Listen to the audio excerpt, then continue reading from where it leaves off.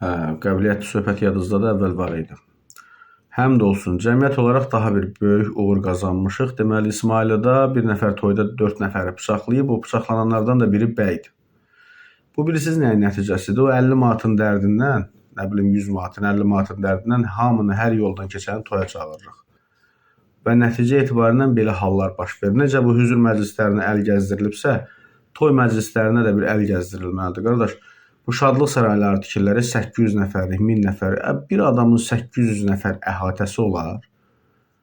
Toy ümumiyyətlə mən hesab edirəm ki, 100-150, da ən maksimum 200 nəfəri aşmamalıdır. O pul yazdırmanın dərdindən da hamıya dəvətnamə. Siz necə məsləhət bilirsiniz? Siz necə bilirsiniz? Ümumiyyətlə, toy məclisində neçə nəfər iştirak eləməlidir? Ən maksimum.